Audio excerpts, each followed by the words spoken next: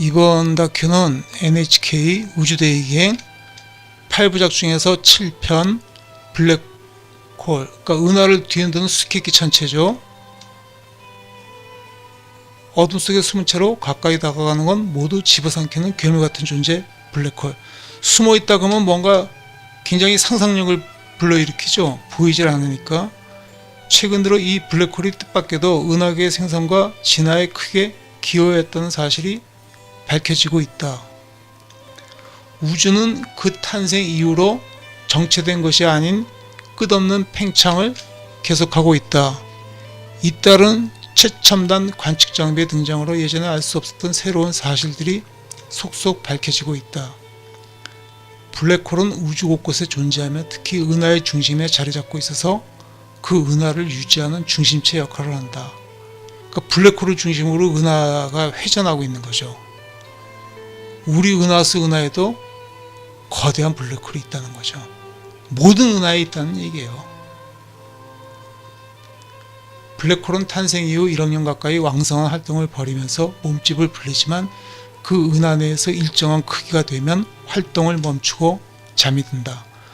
블랙홀은 단순히 모든 걸 소멸시키는 존재가 아닌 새로운 별을 만들어내는 존재이기도 하다. 즉 파괴는 창조를 부르죠. 이처럼 은하와 함께 성장하는 블랙홀에 대해서 알아본다. 200년 블랙홀에 대해서 처음으로 예언한 사람이 200년 전에 영국의 목사였던 미첼이라는 사람이래요. 그 당시 미첼은 이거 빛나지 않는 별이라고 표현을 했다는 거죠. 그러면서 이게 빛조차 빠져나올 수 없을 것이다 라고 가정했다는 거죠. 대단한 사람이죠.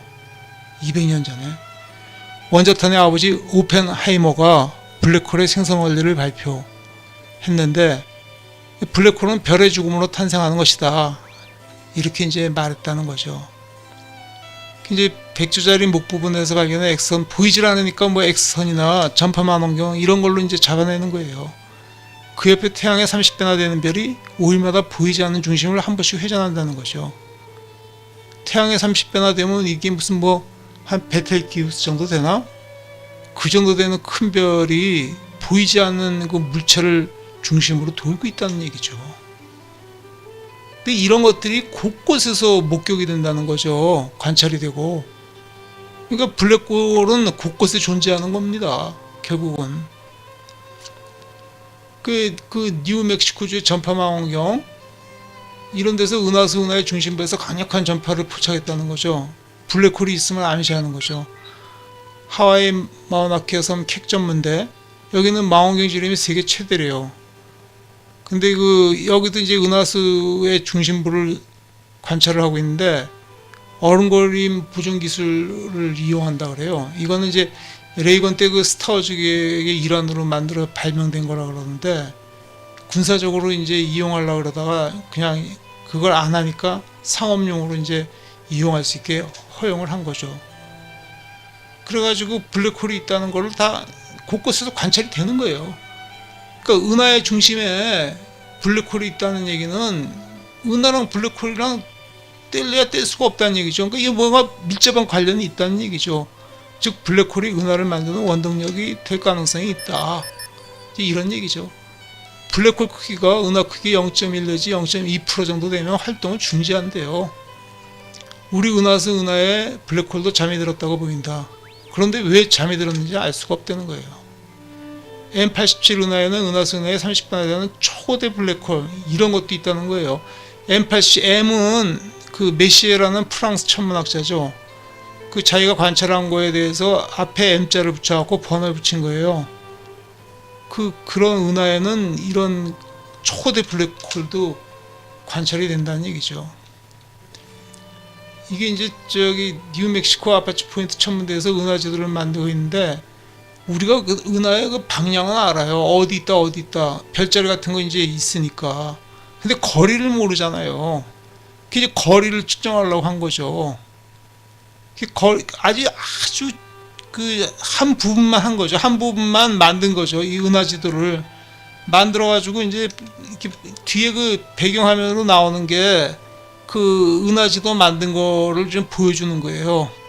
그래서 처음에 은하가 고르게 분포되어 있을 걸로 생각을 했다는 거죠.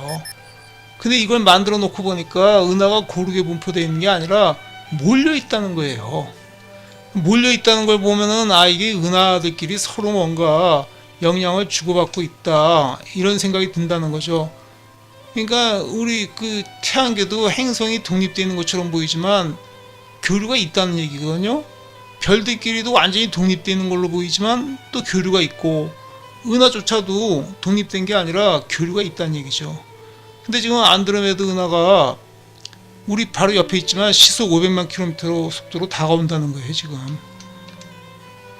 그래서 30억 년 후에는 은하수 은하와 합쳐질 걸로 예상이 된다, 이런 얘기죠. 뒤에 배경화면이 그 시뮬레이션 한 거예요.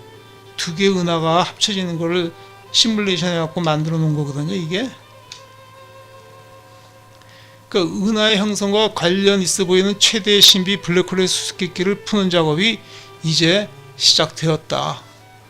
이게 7편의 내용입니다.